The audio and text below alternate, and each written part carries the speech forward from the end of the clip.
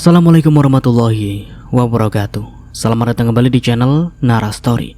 Dan tentunya masih bersama saya Mas Nara di sini. Apa kabar kalian semua? Semoga selalu baik-baik saja, sehat badannya, dilimpahkan rezekinya, dan dihindarkan dari segala mara bahaya. Amin. Di kesempatan kali ini saya akan menceritakan sebuah cerita drama rumah tangga dengan judul Anak Yang Kau Buang, melanjutkan dari part sebelumnya. Oke, seperti biasa sebelum ke ceritanya, bagi kalian yang belum subscribe channel Nara Story, silahkan bisa subscribe dulu lah. Dan aktifkan lonceng notifikasinya agar kalian tidak ketinggalan cerita menarik dari channel Nara Story. Dan jangan lupa juga untuk share and like, tentunya agar Mas Nara lebih semangat lagi untuk menghibur kalian. Oke, kalau sudah, terima kasih and so just try keep up with me.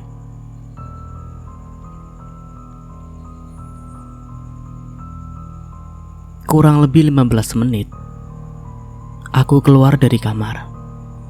Hening, dan ruang tamu juga kosong. Akan tetapi sedikit berantakan karena ada kertas dan juga amplop coklat di atasnya. Dengan sedikit mengendap, aku mendekat ke arah meja. Perlahan sekali aku membaca surat itu. Ya, dasar bocah. Aku hanya bisa garuk-garuk kepala. Sama sekali gak ngerti. Yura, kamu ngapain? Ibu datang dari arah belakang lalu merebut kertas yang ada di tanganku. Ibu terlihat sedikit marah wajahnya. Gawat. Yura cuma mau beresin aja, Bu. Lain kali jangan sentuh apapun milik ibu tanpa izin ibu. Ibu memungut semua kertas yang ada di meja beserta amplop coklat tadi. Lalu ibu masuk ke kamar dan menutup pintu dengan sedikit keras. Apakah aku sudah membuat ibu marah? Aku penasaran. Kenapa Om Wisnu berulang kali menyebut namaku? Kebetulan sekali Tuti datang mengajakku keluar. Yura, izin ya Bu, mau keluar sama Tuti. Jangan lama-lama, nanti kamu harus siap-siap untuk camping besok. Iya Bu. Sejenak aku dan Tuti mencium tangan ibu lalu keluar dari rumah. Tuti melajukan motor di jalanan beraspal dengan perlahan menuju sebuah bengkel milik Om Wisnu. Dia sempat bercerita jika bengkelnya itu dia bangun bersama dengan teman baiknya. Akan tetapi teman Om Wisnu lebih dulu berpulang ke Rahmatullah. "Sebelah mana, Yur?" teriak Tuti. "Bentar, aku sedikit lupa." "Ya kamu ini gimana sih, ini acara apa enggak?" "Iya, tapi aku lupa ingat." Kami berhenti di sebuah trotoar, melihat sekeliling dan mengingat-ingat bengkel yang pernah ditunjuk Om Wisnu. "Itu bukan, Yur." Aku memicingkan mata. Benar itu bengkelnya. Tuti lalu membelokkan motor ke bengkel tersebut. Aku dan Tuti turun saat kami sudah masuk ke dalam bengkel. Terlihat beberapa montir sedang sibuk mengotak-ngatik mesin motor. Ada juga yang sedang sibuk mencuci mobil. "Silakan masuk. Ada yang bisa kami bantu?" tanya seorang pria kepada aku. Sejenak aku terpaku. "Leminho? Kok Leminho ada di sini? Halo, adik-adik, bisa saya bantu?" Tuti menyenggol bahuku lalu nyengir. Iya, Leminho." Jawabku kaget. Pria di depanku garuk-garuk kepala juga sambil nyengir.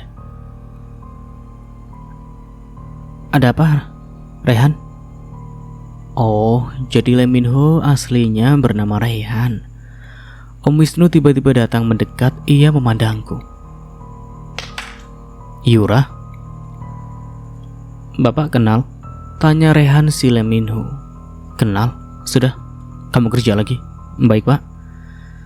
Sejenak Leminho menatapku dan juga Tuti lalu berjalan menjauh dari kami. Om Wisnu membawa kami ke dalam ruang kerjanya, tapi Tuti menolak. "Aku ke rumah Aisyah sajalah. Rumahnya kan dekat dari sini. Tapi ini kan masalah pribadi kalian. Aku gak mau ganggu. Gak apa-apa kan?"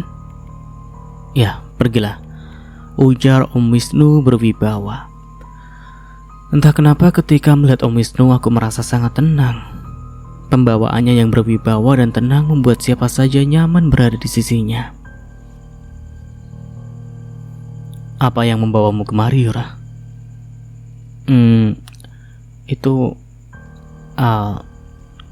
aku... Apa ada yang kurang dengan peralatan dan perlengkapan kemahmu? Besok kamu berangkat kan?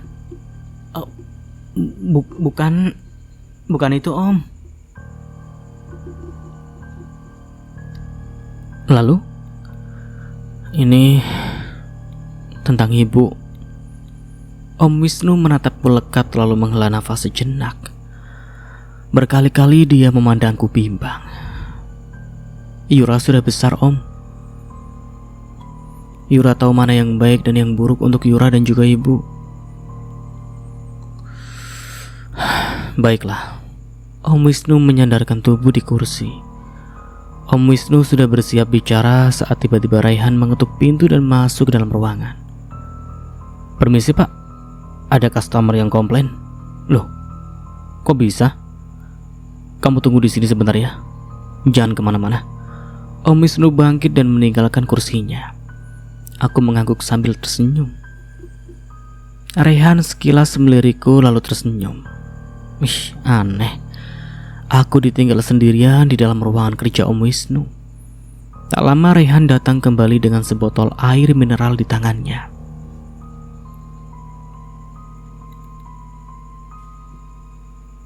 Pak Wisnu memintaku memberimu ini, ujarnya hati-hati. Makasih, ucapku sambil tersenyum. Kalau begitu saya keluar dulu ya. Selamat menunggu. Ia melempar senyumannya lagi. Dan aku membalas sekenanya.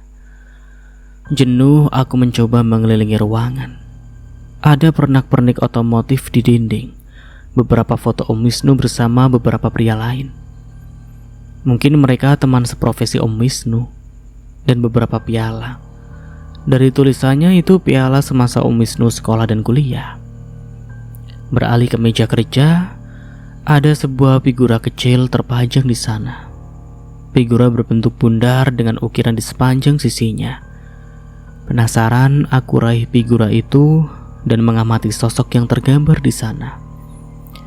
Butuh penglihatan ekstra karena gambar sudah memudar di beberapa tempat. Aku memicingkan mata sambil sesekali mengusap kaca figura yang berdebu. Sosok pria berdiri di sisi kanan, sosok wanita yang duduk di kursi. Tunggu. Sepertinya ini foto bersama.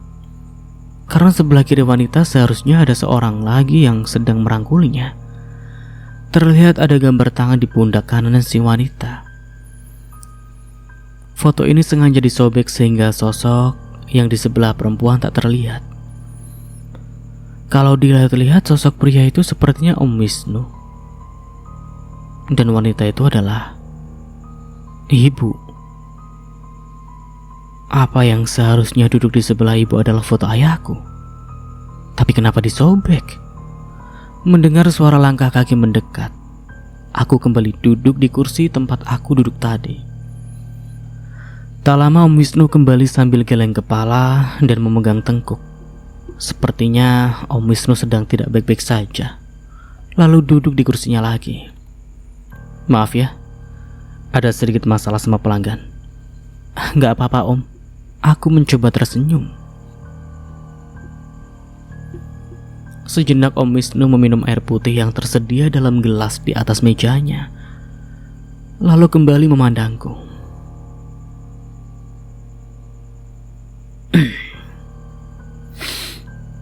Om akan ceritakan sedetail mungkin. Tapi janji ya, jangan pernah katakan pada ibumu jika kamu sudah tahu semuanya. Tapi kenapa gitu Om? Om takut ibumu marah. Jawabnya sembari tertawa. Lalu suasana kembali hening. Om Wisnu bangkit dan duduk di tepi meja yang ada di depanku.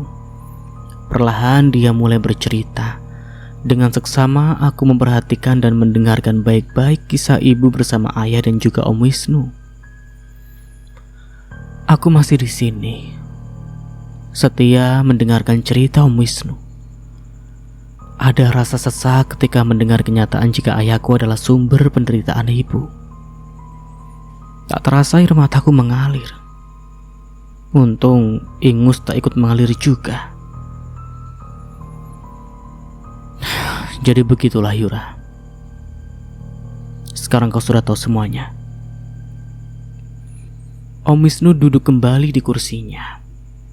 Ia meraih bingkai foto usang yang ada di meja. Kenapa mereka sekejam itu sama ibu? Padahal ibu gak ada sangkut pautnya sama sekali. Begitulah manusia, Yura. Selalu merasa tidak puas dengan apa yang dia miliki. Gak bisa dibiarkan. Mereka enak-enakan di atas penderitaan ibu. Aku menggebrak meja. Om Wisnu bangkit dan meraih bahuku dari belakang. Lalu dia membisikkan sesuatu di telingaku. Iya, betul itu Om. Ada hakku di sana, dan aku gak boleh nyerah gitu aja. Ya, lebih baik sekarang kamu pulang ya. Kasihan ibumu. Aku mengangguk lalu bangkit dan keluar dari ruangan Om Wisnu bersamaan. Sejenak aku menghubungi Tuti agar menjemputku. Maaf Yur, aku gak bisa jemput kamu, ujar suara di seberang sana. Kenapa? Kok kamu gitu sih? Protesku. Maaf, saat aku ke rumah Aisyah, motorku ditabrak dari belakang. Aku jatuh dan terluka. Jadi sekarang aku sudah di rumah. Kok bisa? Tapi yang nabrak tanggung jawab kan? Terus, ini aku gimana pulangnya? Aduh, maaf sekali lagi Yura. Kamu naik bus aja ya. Baiklah. Kenapa? Om Wisnu bertanya sembari memandangku lekat. Tuti gak bisa jemput Om. Motornya ditabrak dari belakang. Dan dia sekarang sudah di rumah, motornya rusak. Om antar aja ya. Aku diam sejenak untuk berpikir. Kalau nanti ibu tanya aku harus jawab apa ya? Kan tadi perginya sama Tuti bukan Om Wisnu. Seolah tahu apa yang aku pikirkan, Om Wisnu merangkul bahuku dan membawaku ke mobil. Ibumu biar Om yang urus. Ya, baiklah Om, jawabku sambil nyengir. Di rumah ibu sudah menungguku di teras. Ia terlihat khawatir begitu mobil Om Wisnu masuk ke halaman rumah. Ibu langsung menghampiriku. Perlahan aku membuka pintu. Ibu dengan cepat memelukku. Kamu gak apa-apa kan? Ada yang luka? Ibu melepas pelukannya, lalu membolak-balik tubuhku seolah mencari sesuatu. Yura gak apa-apa Bu. Lihat sendiri kan? Kemudian ibu menatap Om Wisnu dan aku bergantian. Tadi Tuti pulang dengan kaki terluka karena kecelakaan. Makanya ibu khawatir. Mau telepon kamu, HP ibu kehabisan kuota. Ibu berkata sembari masuk ke dalam rumah. Aku dan Om Wisnu mengekor di belakang ibu. Kami hanya diam, sama sekali tak berani menyaut. Sekarang tahu-tahu kamu pulang sama Om Wisnu. Maaf Bu, Yura gak bilang sama ibu kalau mampir ke tempat Om Wisnu, ujarku pelan sambil duduk di sofa. Tanpa dipersilakan, Om Wisnu duduk di sofa yang ada di depanku. Mata ibu memicing. Ngapain kamu ketemuan sama Om Wisnu diam-diam? Itu Yura cuma mau bilang kalau besok dia berangkat kemah. Saut Om Wisnu sambil tersenyum. Ibu yang sedang berjalan ke dapur menghentikan langkahnya lalu berbalik. Udah? Gitu doang? Gak mungkin. Kali ini ibu memelototi kami berdua dengan kedua tangan menyilang di depan dada. Bener Bu, Yura cuma bilang gitu sama Om Wisnu. Kalau cuma bilang kan bisa lewat telepon. Sekalian dia mau curhat tadi. Mulut ibu menganga, dia bergegas duduk di sebelahku. Curhat apa? Kan ada ibu di rumah. Kenapa harus curhat sama Om Wisnu? Kenapa gak sama ibu saja curhatnya?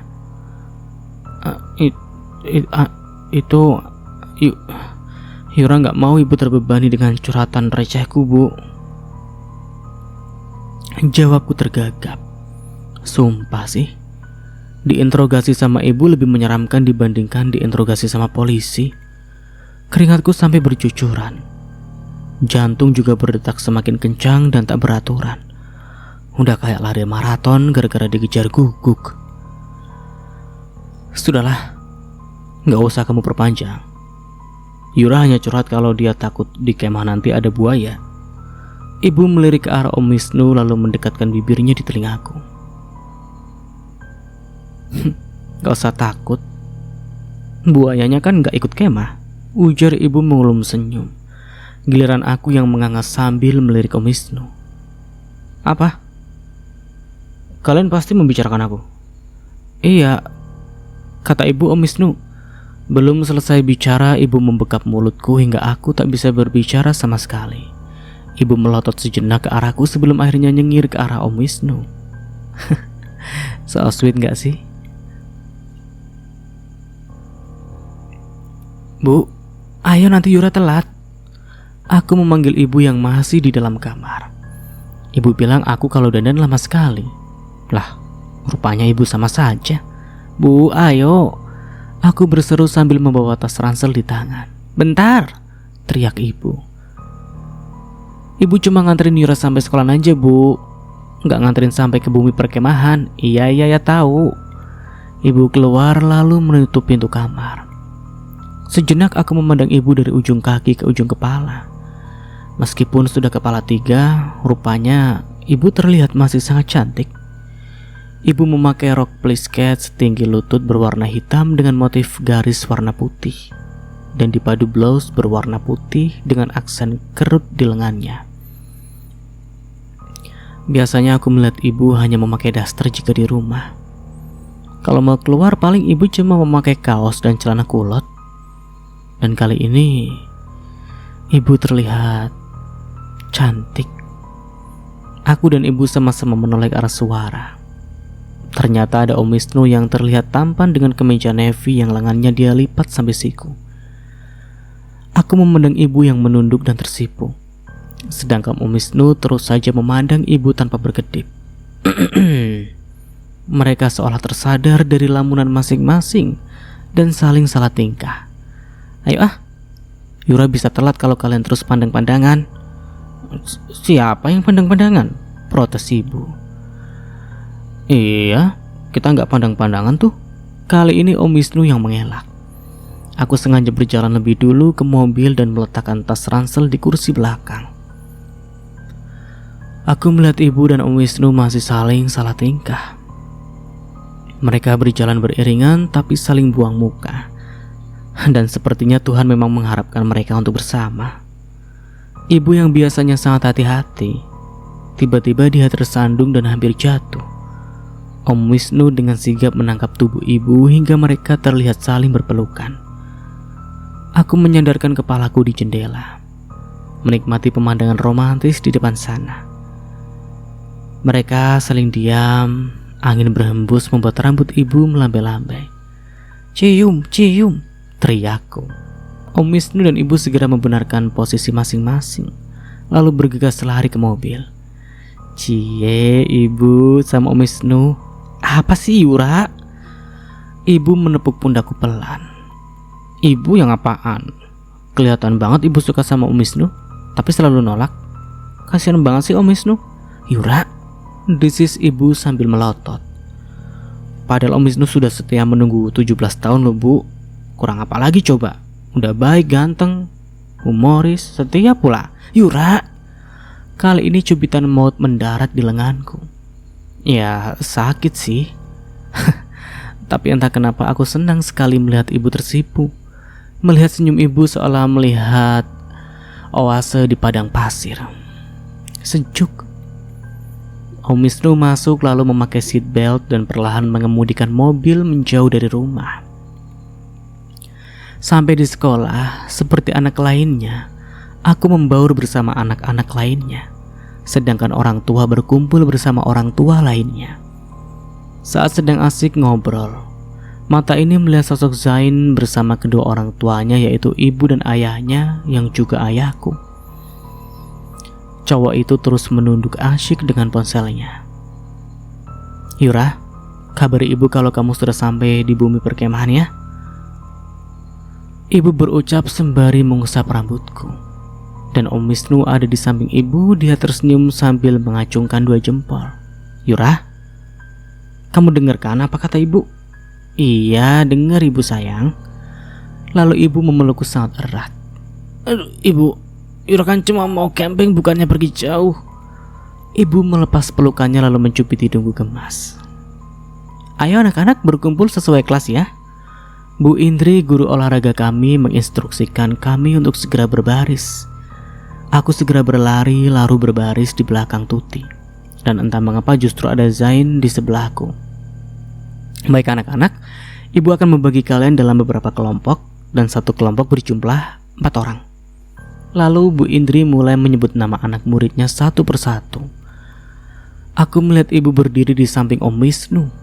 Mereka tersenyum lalu melambaikan tangannya ke arahku. Lalu aku mengalihkan pandanganku ke arah ayahnya Zain. Ia nampak tersenyum sembari berbincang dengan wanita di sebelahnya. Ya, aku tahu itu ibunya Zain. Ku amati wanita yang memakai dress ketat warna marun itu. Ia cantik. Tubuhnya semampai. Udah mirip kayak model majalah sobek. Ya, meskipun cantik, tetap aja dia pelakor. Dia yang sudah merebut ayahku.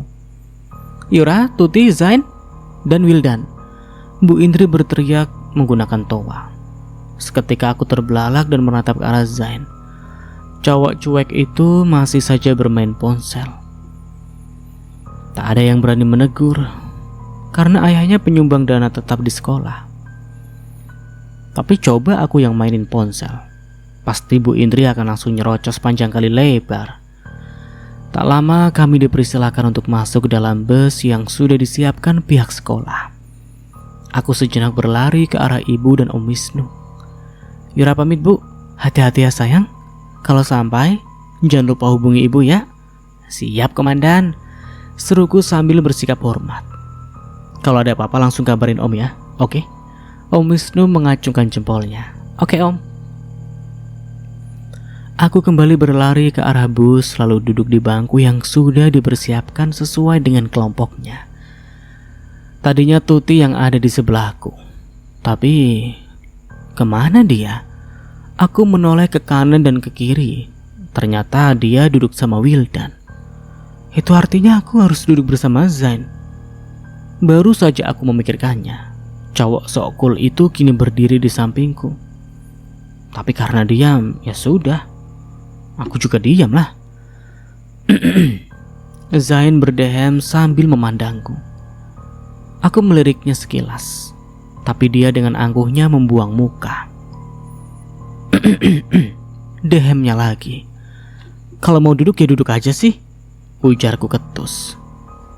Gimana mau duduk kalau ada gajah menghalangi jalanku? Apa? Apa katamu? Gajah? Siapa yang gajah? Aku bangkit sambil melotot ke arahnya. Hah, siapa lagi? Dia melirikku dengan senyumannya yang sinis. Sembarangan, kalau mau duduk bilang permisi kek, apa kek? Emangnya aku dukun yang bisa tahu isi hati kamu? Kami saling memandang dengan tatapan sama sinisnya. Ada apa ini? Entah dari mana Bu Indri ini muncul. Tiba-tiba saja dia sudah berdiri di antara kami.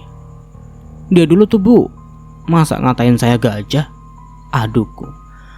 Bu Indri menatapku dari ujung ke ujung lalu mengulum senyum. Seketika aku melihat tubuhku sendiri.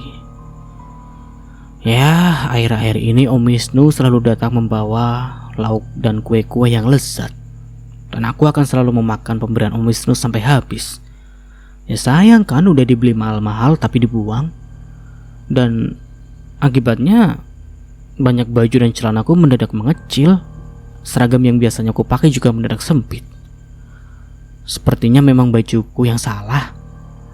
Makanya diet Yura, diet. Bu Indri menasehati tapi sambil tersenyum. Kayaknya sengaja membuat aku makin naik darah ini. Zain yang ada di depanku terbahak melihat ekspresiku. Lalu tanpa permisi dia langsung duduk di kursi yang ada di sebelahku. Bumi perkemahan sudah mulai nampak. Sejenak kami beristirahat sambil sesekali bercengkrama. Tak lama Bu Indri dan beberapa guru lainnya memerintahkan kami untuk masuk beriringan sesuai kelompok. Tuti deket-deket terus sama si Wildan. Segera ku tarik tangannya agar dia sejajar denganku. Ih, Yura, aku kan lagi PDKT sama Wildan, protesnya. Gak boleh ah, kamu sini aja temenin aku. Ih, oh gak ah. Tuti melepas tangannya dan hendak kembali ke Wildan. Namun secepat kilat aku meraih tangannya dan memaksanya untuk tetap bersamaku. Kulirik lagi Zain yang masih saja fokus di ponselnya. Heran sih, itu mata apa gak sakit sih? Ngeliatin ponsel mulu. Kamu udah telepon ibumu belum? Oh iya, lupa. Duh, aku menepuk jidat bergegas menelpon ibu. Tapi ketika ibu mengangkat teleponku, terdengar suara teriakan wanita lain di sana. Teriakan memaki ibuku dengan cacian dan hinaan yang tak perlu aku sebutkan di sini. Yuk, ya, Yura, saut ibu dengan suara serak. Ibu menangis? Itu tadi suara siapa? Ibu gak nangis kok sayang. Dasar miskin, sekali lagi kamu deketin suamiku, habis kamu. Teriak suara di seberang sana. Apa itu mamanya Zan? Bukan sayang, itu suara televisi. Udah dulu ya. Tiba-tiba sambungan telepon terputus. Aku yakin betul itu pasti suara Bu Maria, mamanya Zain. Berani sekali dia menghina ibuku. Padahal sejatinya dialah yang hina. Aku tak terima mereka terus menghina ibuku. Sepertinya aku harus melakukan apa yang Om Wisnu bisikan padaku waktu di bengkelnya itu. Semua yang mereka miliki adalah milikmu. Itu hak kamu. Seharusnya bukan kamu dan ibumu yang harus menderita, tapi mereka. Kamu jangan mau kalah. Rebut kembali dan bahagiakan ibumu. Aku menghela nafas panjang lalu duduk di sebuah batu besar yang ada di bawah pohon pinus. Aku menghela nafas panjang lalu duduk di sebuah batu besar yang ada di bawah pohon pinus. Loh, kok 2 kali? Entahlah, kita lanjut. Aku ingat saat kecil aku selalu dihina karena tak memiliki ayah. Ibu sering menangis saat aku merajuk ingin bertemu dengan ayah. Wanita yang sudah melahirkanku itu juga harus banting tulang sendirian demi kelangsungan hidup kami. Hidup ibu penuh penderitaan. Dan semua itu karena pria yang dia cintai. Pria yang menolak kehadiranku sebagai anaknya. Tak seharusnya pria itu bahagia bersama keluarganya. Sedangkan aku dan ibu harus menderita terus-menerus. Yura, ayo bantu bikin tenda, teriak Tuti. Aku segera bangkit dan mendekat ke arah Tuti dan Wildan yang sibuk membangun tenda. Sedangkan Zain masih asyik dengan ponselnya. Hei, kanebo kering, bantuin bikin tenda, teriakku. Tapi cowok itu terus fokus di ponselnya. Ini gak bisa dibiarkan. Segera ku hampiri dia dan merebut ponsel dari tangannya. Matanya langsung melotot ke arahku. Apa? Gak terima? Ia bangkit dan mendekat. Tapi tiba-tiba aku ketakutan karena pandangannya yang mendadak berubah seperti singa kelaparan. Oke, kita beralih ke sudut pandang Diana. Selepas mengantar Yura, aku kembali ke mobil beriringan dengan Wisnu. Pria itu membukakan pintu mobil sebelum akhirnya duduk di sebelahku. Apa kau lelah? Tanyanya sembari menyalakan mobil. Sedikit. Aku menyandarkan tubuh lalu terfokus pada sosok di luar sana. Sosok pria dan wanita yang membuatku sakit hati. Jangan dilihat terus. Mending liatin aku aja. Udah ketahuan gantengnya. Seketika aku menoleh ke arahnya yang ternyata lagi senyum-senyum gak jelas. Perlahan Wisnu mulai melajukan mobilnya. Sosok yang tadinya jauh, kini perlahan mendekat. Mereka mulai masuk ke mobil mereka sendiri. Saat mobil kami melaju di depan mereka, seketika pandangan sinis Maria tertuju kepadaku. Begitupun dengan Bagas. Sengaja aku membuang muka dan bersikap seolah tak melihat mereka. Wisnu terlihat sesekali melirik ke arahku, Tapi aku juga bersikap seolah tak melihat. Aku asik menikmati mobil yang berbaris dalam kemacetan. Kamu lapar nggak? Nggak, jawabku singkat. Tapi aku lapar. Tadi kan belum sarapan. Terus, kamu temenin aku makan ya? Kenapa? Aku nggak bisa makan sendirian. Mau ya? Nggak ah. Aku kembali menatap keluar jendela. Tapi tiba-tiba perutku berbunyi. Tanda jika penghuninya minta diisi. Memang sejak pagi aku sama sekali belum makan apapun. Seketika aku hanya bisa menggigit bibir. Ketahuan, Wisnu menatapku dengan senyuman yang bisa ku artikan jika dia menertawakanku. Apa? Sentakku saat dia tak juga berhenti tertawa. Katanya gak lapar. Aku hanya bisa nyengir sambil menahan malu. Tak lama Wisnu membelokkan mobil ke sebuah rumah makan Padang. Kami segera turun lalu mengambil posisi duduk di meja yang ada di dekat jendela. Mau pesan apa? Tanya seorang pelayan wanita pada kami. Dia berdiri sambil membawa buku catatan kecil dan pulpen berwarna hitam. Saya mau nasi rendang sama sambal hijau. Kalau ibu? Tanyanya padaku. Sama aja lah. Si wanita yang kutaksir masih berusia 20-an itu mencatat di atas bukunya. Kalau minumannya? Teh hangat saja. Kamu sama juga kan? Tanya Wisnu. Aku mengangguk lalu si pelayan wanita itu kembali mencatat dan tak lama berpamitan untuk menyiapkan pesanan kami. Rasanya canggung ketika harus makan berdua dengan lelaki yang bisa dikata dulu pernah hadir di masa lalu. Mau bicara apa juga aku sungkan. Boleh aku tanya sesuatu padamu? Tanya apa? Benar Yura kemarin hanya curhat masalah Kemas saja? Tangan Wisnu yang memainkan serbet mendadak berhenti. Matanya tajam menatap ke arahku.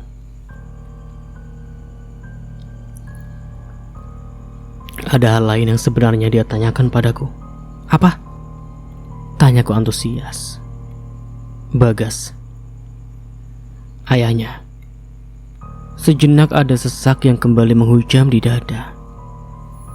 Aku mencoba menghilangkan rasa itu dengan menghirup nafas panjang dan mengeluarkannya secara perlahan.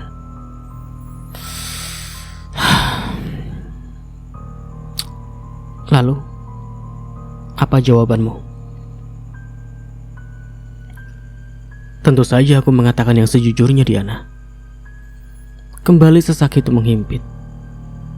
Rasanya sakit sekali. Pasti Yura juga merasakan sakit yang sama. Apa kau tak bisa sedikit berbohong untuk kebaikan, Wis? Mana ada berbohong untuk kebaikan. Yang namanya bohong ya bohong aja. Itu perbuatan tak terpuji. Dan sama sekali tak dibenarkan meskipun dengan alasan kebaikan. Cerocosnya, aku kembali menghela nafas. Saat hendak kembali bicara, pesanan kami keburu datang. Mau tak mau, aku harus menikmati makanan yang kini sudah tersaji. Di rumah aku masih terngiang kata-kata Wisnu yang mengatakan jika Yura sudah tahu semuanya. Dan gadis itu dengan santainya bersikap seolah tak tahu apa-apa. Tok tok tok tok. Pintu depan ada yang mengetuk. Sejenak kulirik jam yang terpasang di dinding ruang tamu pukul 15:50. Aku yang sedang memilah bahan kue bergegas ke depan untuk membuka pintu. Dan saat pintu terbuka, seketika aku hanya bisa mematung. Diana, hai. Hai juga. Maaf. Kamu mau apa kesini?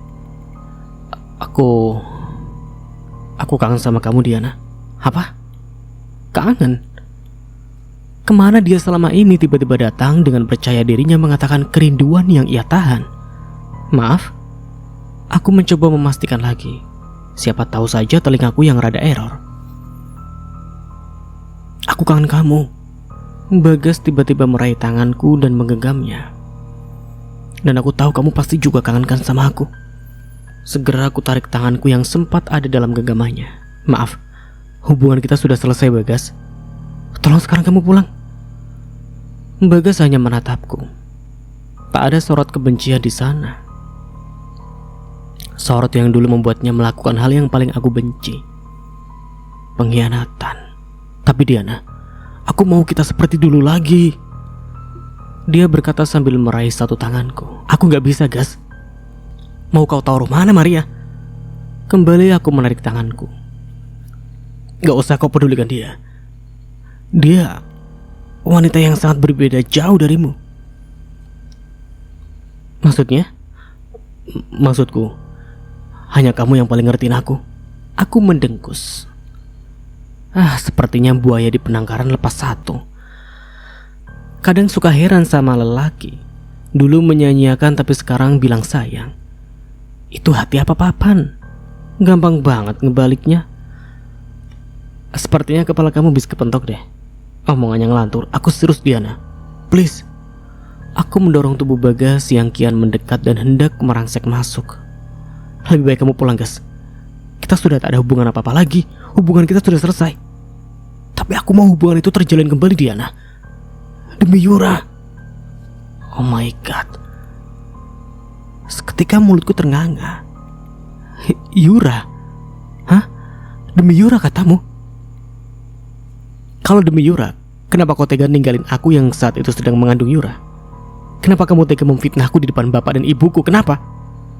Kembali ku dorong tubuh Bagas kali ini dengan sedikit kasar. Bagas diam. Dia hanya memandangiku yang kini pasti sudah mirip orang kerasukan. Maaf Diana, ucapnya tergagap. Maaf. Mudah sekali kamu bilang maaf. Tanpa melihatnya lagi, aku segera menutup pintu dan menguncinya. Bagas terus menggedor pintu meneriakkan kata maaf. Tapi maaf saja gak cukup. Sakit hati ini sudah terlalu parah. Aku jatuh terduduk di lantai. Luka yang lama ku pendam dan kesembuhan kini kembali menganga. Kenapa sih dia harus datang lagi? Tak lama ketukan pintu menghilang. Aku bangkit dan mengintip dari tirai jendela. Sosok Bagas sudah tidak ada lagi. Akhirnya buaya itu pulang ke kandangnya. Baru saja hendak beranjak, sebuah ketukan kembali terdengar. Diana, keluar kau! Dari suaranya, itu pasti Maria. Mau apa dia kemari? Tadi Bagas, sekarang Maria. Semuanya menyebalkan. Aku segera membuka pintu dan bermaksud memarahinya karena berteriak tak tahu tempat. Namun saat pintu terbuka, dia langsung menamparku dan mendorongku sampai jatuh. Dasar pelakor, jangan coba deketin suamiku. Ingin rasanya aku membalas, tapi kurasa itu kurang elegan. Aku tak suka kekerasan. Kamu dari dulu selalu mengganggu hidupku. Bahkan hampir setiap hari Bagas membandingkan aku denganmu. Apa kau tak bisa pergi saja selamanya dari hidup kami? Aku diam karena aku tak mau memperpanjang urusan. Pergilah. Aku tak ada urusan lagi sama kalian. Maria menganga, dia tak terima. Wanita itu kembali menghampiriku dan coba menampar kembali pipiku. Tapi aku berhasil menangkisnya. Aku bukan wanita lemah seperti dulu, Maria. Lagian aku yang lebih dulu berada di kota ini. Aku pergi dari kehidupan kalian dengan pindah di kota ini. Sekarang suruh siapa kau datang ke kota ini? Aku mendorong Maria keluar hingga dia hampir terjatuh. Beruntung tangannya meraih salah satu kursi yang ada di teras hingga dia urung jatuh. Awas kau! Segera aku tutup pintu dan menguncinya. Tiba-tiba ponselku berdering dari Yura. Aku segera menerima panggilan telepon itu meskipun di luar Maria masih terus berteriak. Wanita itu, penampilannya aja yang elegan tapi kelakuannya barbar, memalukan.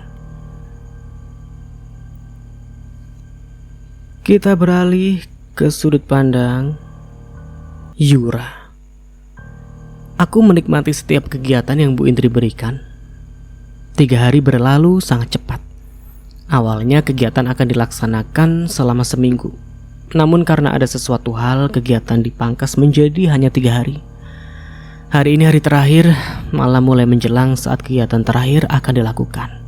Aduh, aku deg-degan banget nih, ucap Tuti sambil menangkup kedua tangannya di depan dada. Alah, kamu lebay. Wildan menoyor kepala Tuti pelan. Gadis dengan mata sipit itu tertawa, membuat kami ikut tertawa. Kamu pasti juga ya kan? Tanya Wildan pada aku. Aku? Takut? Mana ada? Yang bener. Ntar disampirin Tuti langsung membekap mulut Wildan sambil melotot. Jangan sebut, ntar datang beneran. Desisnya lalu melepas bekapannya. Cuma bilang Tuti kembali membekap mulut Wildan. Udah dibilang jangan sebut. Ingat apa yang Bu Indri pernah katakan? Emang Bu Indri bilang apa? Aulah, aku lupa. Kembali kami tertawa lepas. Tuti emang kadang-kadang bertingkah konyol. Saat asik bercengkerama, Zain datang lalu duduk di antara kami. Tuti menyenggol lenganku. Apaan sih? Itu Mr. Kulkas. Temenin Ki, ujarnya. Ih, ogah. Zain terlihat sangat asyik dengan ponselnya yang mengeluarkan suara musik. Dia sama sekali tak peduli dengan keberadaan kami. Bu Indri memanggil kami semua untuk duduk melingkari api unggun. Baik anak-anak, hari ini adalah hari terakhir kebersamaan kita. So, ibu mau buat permainan ya.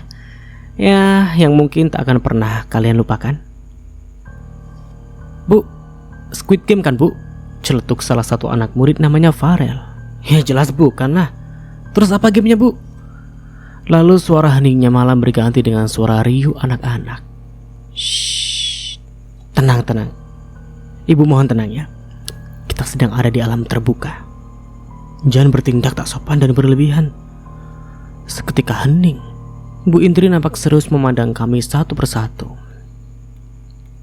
Setiap tempat itu memiliki budaya dan pantangan masing-masing. Dan tempat yang sekarang kita tempati ini memiliki pantangan yang tidak boleh dilanggar oleh siapapun. Pantangan apa Bu? Kok kami belum pernah dengar? Celetuk Dewi. Pantangan untuk tidak berteriak dan... Entah kenapa suasana mendadak hening. Tak ada siapapun dari kami yang berani mengeluarkan suara. Hanya suara kodok dan jangkrik yang kini mendominasi. Jangan tertawa berlebihan, ujar Bu Indri dengan suara lirih. Aku merasakan ada cengkraman di lengan kananku. Ternyata Zain yang mencengkram tanganku. Entah sejak kapan dia ada di situ. Mengagetkanku saja. Untung aku gak lompat. Aku menepis tangan Zain yang masih mencengkram. Ia terkejut lalu beranjak mundur. Penakut, desisku. Dia tak bereaksi, hanya matanya saja yang melotot. Baiklah, Ibu akan segera mulai untuk acara selanjutnya yang kami beri nama Ekspedisi Malam. Bu Indri berteriak dengan sangat keras. Spontan anak-anak mendesis mengingatkan Bu Indri untuk tak berteriak terlalu kencang. Maaf, Ibu terlalu bersemangat. Aku memandang sekeliling. Kami berada di tengah-tengah hutan pinus yang lebat. Pohon-pohonnya tinggi menjulang. Guru yang lainnya pada kemana ya Yur? Tanya Tuti. Kamu ini kayak gak pernah camping. Ya guru lainnya pasti jadi hantu, bisikku di telinganya. Mata Tuti membulat dengan kedua tangan memegang lenganku erat. Kamu jangan sembarangan kalau ngomong Yur. Lah, emang benar kok. Guru lainnya pasti ditugaskan untuk menjadi hantu bohong-bohongan. Tugasnya ya buat nakutin-nakutin kita, jelasku. Betul apa yang Yura katakan. Jadi kalau nanti kita lihat hantu, gak usah takut. Hantu-hantu itu hanyalah guru kita yang sedang menyamar, imbuh Wildan. Ayo anak-anak, perhatikan. Ibu gak akan mengulangi untuk 2 kalinya loh. Aku memandang ke arah Bu Indri sembari merapatkan jaket yang membungkus tubuh. Semakin malam, udara di sini semakin dingin. Kelompok 1, 2, dan 3 kalian berjalan ke arah utara. Sedangkan 4, 5, dan 6 kalian ke selatan. Bu Indri menunjuk beberapa pohon yang terdapat sebuah pelang tulisan arah mata angin. Kelompok 7, 8, 9, dan 10, kalian lurus ke arah timur, mengerti? Lanjut Bu Indri. Aku dan Tuti saling berpandangan, sedangkan Wildan dan Zain, entahlah, mereka berdiri di belakangku. Tugas kalian mencari bendera dengan lambang kelompok kalian masing-masing. Setiap kelompok ada 3 bendera yang harus dikumpulkan. Bu Indri terus menjelaskan secara detail apa saja yang harus kami lakukan dan dapatkan. Sekitar setengah jam kemudian, kami mulai menjelajah hutan pinus untuk mencari bendera yang tentu sudah diletakkan di tempat tersembunyi oleh para guru. Will, aku takut, ujar Tuti sambil mengamit erat lengan Wildan. Aku menyorotkan senter ke arah mereka yang berjalan di depanku. Lah, modus saja kamu, Tut. Aku beneran takut, Yur. Udah gelap, banyak semak, pohonnya tinggi-tinggi. Namanya juga di hutan, Tut. Kalau di mall ya banyak diskon, sahutku. Shh. Kalian denger itu nggak?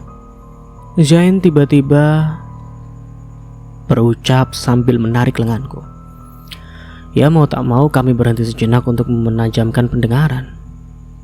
Suara apa sih? Tanyaku penasaran karena aku tak mendengar apapun. Itu suara teriakan cewek. Aku dan Tuti saling pandang, lalu saling merapatkan tubuh. Wildan sibuk menengok ke sana kemari mencari sosok yang mengeluarkan suara teriakan. Gak ada suara apa-apa.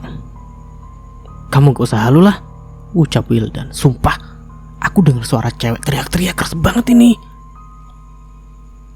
Aku dan Tuti semakin merapatkan tubuh. Di tengah hutan, malam-malam seperti ini, gelap dan banyak pohon tinggi. Lah masa iya ada cewek teriak-teriak sedangkan kelompok lain sudah nun jauh di depan sana. Tiba-tiba angin dingin berhembus menyentuh tengkuk. Seketika bulu kuduk meremang peletak. Zain memukul lenganku lalu berlari menjauh. Zain! Teriakku geram. Kemudian aku berlari mengejar Zain. Tuti dan Wildan menyusul di belakangku. Zain, tunggu, berhenti lo. Kurang ngasem, teriakku sambil berlari. Zain membalikkan tubuh lalu menjulurkan lidah mengejekku. Tuh kan bener, ada cewek teriak-teriak, ujarnya sambil berlari mundur. Zain! Aku terus mengejar Zain yang tiba-tiba menghilang di semak-semak. Karena terlalu cepat berlari, aku tak bisa menghindar saat Zain yang ada di balik semak ternyata berhenti mendadak. Kami bertabrakan sampai jatuh bertumpuk. Aduh! Teriak kami. Aku dan Zain berusaha bangkit. Tapi baru saja hendak bangkit giliran Tuti dan Wildan yang muncul lalu menabrak kami. Lagi-lagi kami jatuh bertumpuk-tumpuk. Ih, apaan sih? Kenapa berhenti mendadak sih? Gerutu Tuti sambil berusaha bangun. Wildan yang ada di atas Tuti berusaha bangun. Untung Wildan dan Tuti tubuhnya kurus. Tapi tetap aja sih berat. Tak lama kami bisa berdiri dan membersihkan tubuh yang terkena tanah dengan tangan. Ini semua gara-gara Zain, omelku. Aku menoleh ke arah Zain yang sudah berdiri di belakangku. Ia masih berdiri tanpa ekspresi. Saat aku, Tuti, dan Wildan menoleh ke arahnya, dia justru melotot. Dapat kulihat ketakutan terpancar di matanya. Bibir cowok dingin itu bergetar. Lalu Zain mengulurkan tangan menunjuk sesuatu di belakang kami.